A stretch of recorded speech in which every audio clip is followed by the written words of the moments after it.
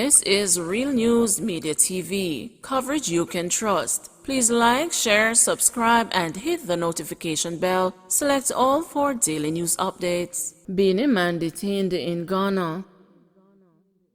Ghanaian media is reporting that dancehall DJ Benin man was detained in that country for flaunting COVID-19 quarantine protocols. According to City News, Benin man tested positive for the virus upon arrival at the Kotoka International Airport on December 19 and was sent into mandatory quarantine at the AH Hotel in East Legon by health officials. However, the artist is reported to have left the hotel and appeared on a number of media platforms before performing at the Bing concert on December 21, which was organized by Ghanaian dancehall artist Stonebwoy. Benin man also performed at the show alongside other high-profile artists from Ghana, including Samani, Kwakesi, Miss V, and the Empress Gifty. According to the Ghana Immigration Service, he has currently been released to the Ghana Health Service officials and his lawyers. More details later. American man linked to Jamaica lottery scam after attempting to deliver divorce papers. An American man is to face a preliminary hearing in March next year after he was charged in connection to a Jamaican lottery scam that targeted an elderly woman in Marlow in Oklahoma, United States. A Shane Dwayne Column, 31, of Allentown, Pennsylvania, was slapped with charges of conspiracy to commit obtaining property by trick or deception and obstructing an officer.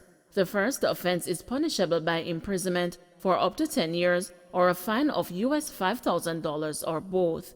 In a news report published Friday by Yahoo News, Colum was arrested on Friday, December 17, after he ran from officers assigned to the Marlow Police Department. The police were conducting patrols around a high school in the area due to the threat of possible school shootings based on a TikTok challenge. It was at that time Colum was spotted carrying a silver briefcase on the school campus. Following his arrest, Colum told lawmen he was carrying divorce papers in the briefcase and he was expected to hand them over to someone.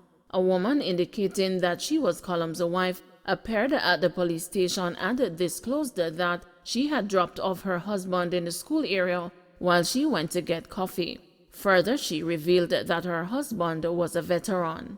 While recorded checks made on the couple by the police showed no criminal history, there was no military history affiliated with them, the news report said. Shortly after, an elderly woman contacted the Marlow Police Department, informing them that they had arrested a man that was supposed to bring her US $5 million that she claimed she had won via the Publishers Clearinghouse sweepstakes. The senior citizen was living in the vicinity of the high school where Colum was arrested earlier on the day. Police investigators visited the woman and she showed them call records on her phone from an address in Jamaica. The woman also disclosed that acting on instructions from individuals, she mailed US $10,500 as she owed taxes on her multi-million-dollar sweepstake winnings. During a search of the woman's home, lawmen also found a total of US $13,000 in cashier's checks and cash. That money, the woman said, was also owed in taxes for her winnings. On the day of Colum's arrest, the woman said she was on the phone with a man who informed her that she was to pick up her winnings from a man with a briefcase. However, that delivery man, later identified as Colum, was arrested, thwarting those plans. But the briefcase Colum had contained a notebook with no entries and an empty file folder. According to the article, during the visit of the police, the senior citizen received a call from an individual with a Jamaican accent who posed several questions to her. Marlow police investigators conducted another interview with Colum after he had earlier been uncooperative, forcing them to charge him with obstructing an officer. Colum then informed investigators that a man by the name of Greg in Jamaica had instructed him to deliver the briefcase which he collected on the ground in front of a nail shop in Pennsylvania. Additionally, Colum said Greg told him he would be paid $2,000 US once the purported divorce papers were handed over. Colum said, too, that he was not told to collect anything. reiterating that he was informed by Greg that he would be reimbursed for traveling to Marlow in Oklahoma. The American, the reporter said, had never met Greg and had only spoken to him on the phone after he was introduced to him by a family member. Cullum was subsequently charged with offenses relative to what is believed to be his participation in the Jamaican lottery scam.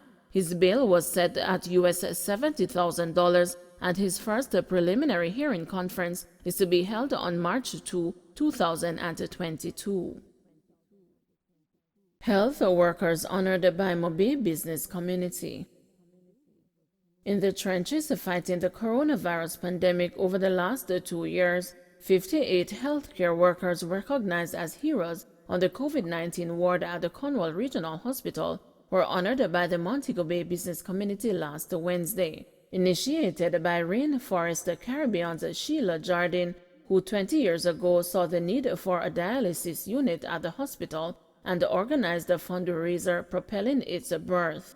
Jardine again rallied the troops in the western city with the goal of bringing Christmas cheer to the workers. Participating companies Holiday Inn, Secrets, Sandals, Thai Flora, Fontana Pharmacy, and Choco jointly donated luxurious gift packages that included hotel passes, gift certificates, discount coupons, and homemade Christmas cakes. The work carried out by this team is indicative of where we are as a country. What these heroes have done is a testament to the selflessness and the sacrifices that exist among our healthcare workers, Rainforest Director of Marketing and Sales Roger Lynn stated while lauding the beneficiaries during the presentation. As Lynn acknowledged the long hours and the stressful situations the heroes encountered throughout the pandemic, there was relief when the gracious Chief Executive Officer at the hospital, Charmaine Williams-Beckford, said that now that the COVID-19 numbers were low and the fewer patients were on the ward, it was the opportune time for the team to take a break.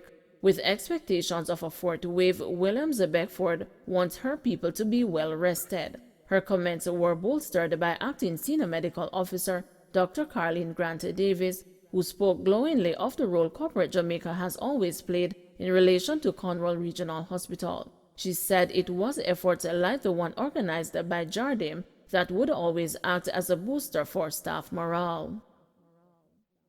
Bar clash results in farmer being booked for Mason's murder. A 27-year-old farmer was slapped with a murder charge following the stabbing death of a man in their community of Huntly, Manchester earlier this month. Mario Wilson, alias Pinch, also of Huntly District, is charged with the murder of 40-year-old Mason Garth White. Police reports are that about 7:40 a.m. on Thursday, December 16, both men were at a bar when a dispute developed between them.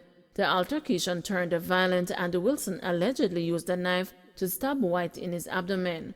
The injured man was taken to the hospital where he succumbed to his injury the following day.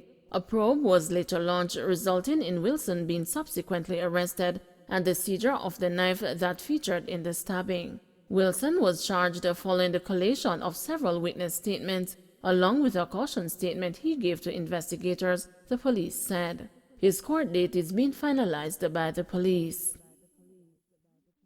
Jamaican faces 12-year minimum sentence on drug fraud convictions in U.S. A Jamaican man is facing a minimum of 12 years in a United States prison after a federal jury in Hartford, Connecticut, found him guilty of drug trafficking, identity fraud, and money laundering last week. O'Neill Wilkes, a 42-year-old citizen of Jamaica, was found guilty of one count of making a false statement in a passport application, one count of aggravated identity theft, and one count of conspiracy to commit money laundering. Further, Wilkes was convicted of one count of conspiracy to distribute and to possess with intent to distribute 1 kilogram or more of heroin, 5 kilograms or more of cocaine, and 400 grams or more of fentanyl. According to the office of Leonard Boyle, the acting United States Attorney for the District of Connecticut, Wilkes is to be sentenced on March 16, 2022, at which time he will face a mandatory minimum term of 12 years in prison. In addition, Wilsk is to also forfeit 3 vehicles, diamonds originally valued at more than $50,000, a watch he purchased for more than $12,000, and $180,000 that was seized from a bank account. Wilsk first came under the radar of the United States authorities when it was alleged that he supplied large amounts of drugs to a man, Louis McDowell, while living in California and using a false identity. Boyle's office further stated that in November 2018, members of the Bridgeport Safe Street Task Force arrested several people, including McDowell, who was distributing large amounts of heroin, fentanyl, and crack cocaine in Bridgeport, Connecticut. Interestingly, Wilkes was removed from the United States to Jamaica in February 2014, Boyle's office disclosed in a statement. The Jamaican then illegally re-entered the U.S. and stole a person's identity to get a driver's license in 2015 and a U.S. passport in 2016. Investigators noted that Wilkes used the passport to travel overseas to Japan and Thailand. Further investigations revealed that in April 2019, police stopped Wilkes in Southern California, and following checks, it was determined that he was using a stolen identity and had approximately 5 kilograms of suspected cocaine in the car he was driving.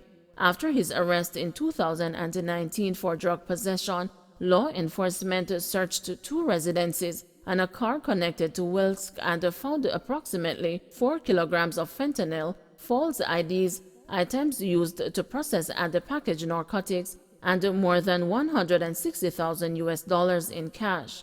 Wilkes was later arrested and charged. His trial commenced on December 13 this year and ended with a guilty verdict last week. Also notably, McDowell pleaded guilty and is awaiting sentence on drug-related charges relative to the case. Don't forget to like, share, subscribe, and hit the notification bell. Select all for daily news updates.